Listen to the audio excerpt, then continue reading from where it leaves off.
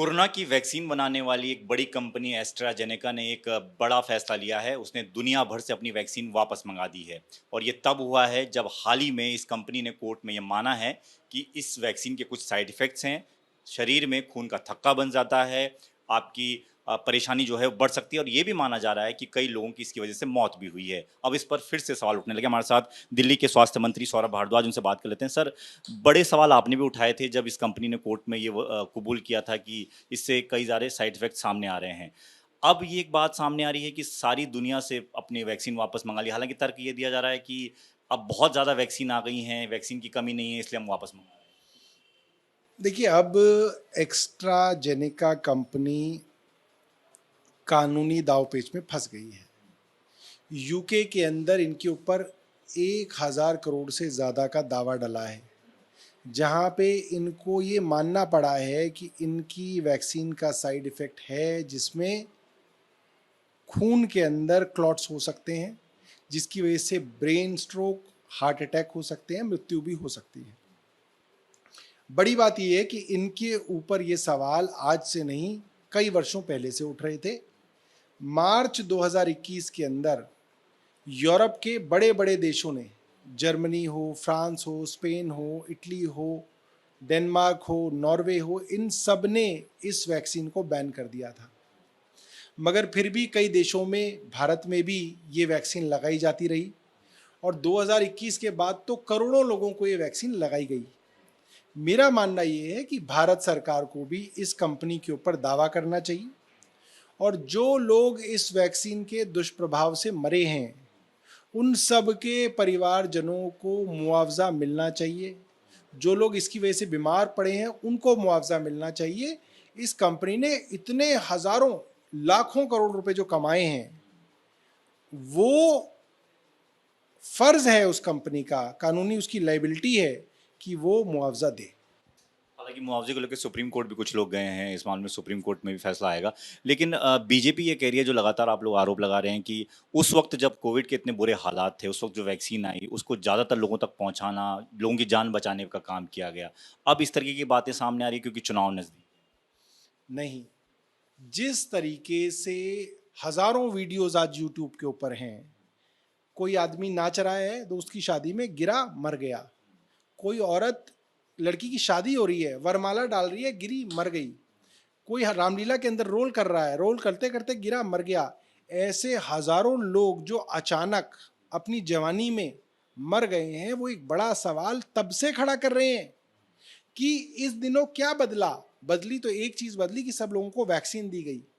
मगर भारतीय जनता पार्टी ने झूठी रिपोर्ट, मैं ये कहूंगा झूठी रिपोर्ट देश के सामने रखी। आईसीएमआर की तरफ से ये रिपोर्ट कैसे आ गई कि इस वैक्सीन का कोई साइड इफेक्ट नहीं है, जब उस कंपनी ने खुद मान लिया कि वैक्सीन का साइड इफेक्ट है। यानी कि आईसीएमआर ने देश को धोखा दिया। किसके कहने पे वो धोखा दिया गया? और आज भारतीय जनता पार्टी वैक्सीन की क्यों तारीफ कर रही है? अगर वैक्सीन बनाने वाली कंपनी के ऊपर करोड़ों रुपए का दावा यूके में हो सकता है, तो भारत में क्यों नहीं ये दावा हो सकता? भारत में क्यों नहीं वो मुआवजा नहीं देंगे? भारत की लोगों की जान क्या सस्ती है? अंग्रेजों की जान महंगी है? ऐसा नहीं है। मुझे लगता है कि भारतीय जनता पार्टी को इसमें बिल्कुल राजनीति नहीं लानी चाहिए। कंपनी के ऊपर दावा करना चाहिए, लोगों को मुआवजा मिलना चाहिए। एक दूसरा मुद्दा ये है कि प्रधानमंत्री नरेंद्र मोदी ने कहा है कि 400 सीटें इसलिए मोदी को चाहिए ताकि इंडिया गठबंधन और कांग्रेस सत्ता में ना आए, और अगर ये सत्ता में आते हैं तो राम मंदिर पर बाबरी ताला लग जाएगा और एक तरीके से 370 फिर से लागू कर दिया जाएगा। देखिए, जब से 400 पार का दावा भारतीय जनता पार्टी ने किया और इनके कई नेताओं ने ऑन रिकॉर्ड ये कहा कि हमको 400 पार इसलिए चाहिए क्योंकि हमें संविधान बदलना है, लोगों ने ये कहना शुरू कर दिया कि ये बाबा साहब का संविधान बदलेंगे और देश के अंदर आरक्षण को खत्म करेंगे। भारतीय जनता पार्टी अब फंस गई है। अब उनको कोई ना कोई कारण बताना था कि हमें 400 पार क्यों चाहिए, क्योंकि कारण था ही नहीं इनके पास कोई। जिस बाबरी मस्जिद के ऊपर आज राम भगवान का मंदिर बना है, वो कोई भारतीय जनता पार्टी की देन नहीं है, ना ही कोई पार्लियामेंट के अंदर इन्होंने लॉ या एक्ट पास किया है। बाबरी मस्जिद की जगह राम मंदिर सुप्रीम कोर्ट के फैसले की वजह से बना है। ये देश को गुमराह ना करें। इसके अंदर पार्लियामेंट उसके एक्ट का कोई लेना देना नहीं है और ना ही 400 पार लाके कोई भी पार्टी उसको पलट सकती है। सुप्रीम कोर्ट का फैसला हो गया, 370 के ऊपर भी सुप्रीम कोर्ट का फैसला कॉन्स्टिट्यूशनल बेंच कर चुका है, अभी कुछ महीने पहले किया है। तो अब पार्लियामेंट उसको कैसे पलट सकती है? सुप्रीम कोर्ट ने उसको वैध ठहरा दिया है। तो ये सिर्फ और सिर्फ देश को गुमराह करने की कोशिश है, क्योंकि भारतीय जनता पार्टी की जो संविधान के खिलाफ साजिश थी, जो आरक्षण को खत्म करने के मंसूबे आरएसएस के आज से नहीं वर्षों से हैं। कई बार आरएसएस के लोग ये बात कह चुके हैं कि ये जो आरक्षण है इसको जो है दोबारा से इसको जो है इसके ऊपर चिंतन करने की ज़रूरत है, इसको दोबारा से डिलिब्रेट करने की ज़रूरत है।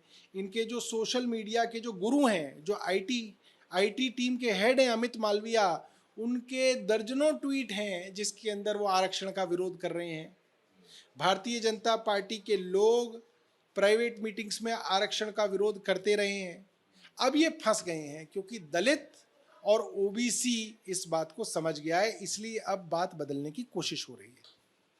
अपने बयानों को लेकर काफ़ी चर्चा में रहते हैं सैम पित्रोदा। एक नया बयान आया है जिसमें उन्होंने भारत की विविधता पर बयान दिया है। कहा है कि नॉर्थ ईस्ट के लोग चीनी दिखते हैं, साउथ के लोग अफ्रीकी दिखते हैं और ईस्ट के लोग जो हैं वो अरबी दिखते हैं। इसको आप किस तरीके से देखिए, हमारा सैम पित्रोदा से कोई लेना देना नहीं है, ना हम उनसे कभी मिले, ना हमारी पार्टी से उनका कोई लेना देना है। लेकिन देश के बारे में इस तरह की चर्चा, देश के बारे में तो कोई भी कुछ भी कहता रहता है। हम क्यों उनके बारे में बयान दे के उनको कोई इतना बड़ा आदमी बनाए? कोई भी कुछ भी कहता रहता है। तो सौरभ भारद्वाज दिल्ली के स्वास्थ्य मंत्री और सीधे तौर पर ये कह रहे हैं कि एस्ट्राजेनेका ने जो वैक्सीन कोविशील्ड के नाम से जो हमारे देश में लगी, जिसकी वजह से लोगों की जानें भी गई हैं, उस वैक्सीन को लेकर लोगों को मुआवजा दिया जाना चाहिए और केंद्र सरकार को ये काम जल्द से जल्द करना चाहिए। कैमरामैन रत्नेश पांडे के साथ दीपक सिंह रावत, एबीपी न्यूज़, दिल्ली।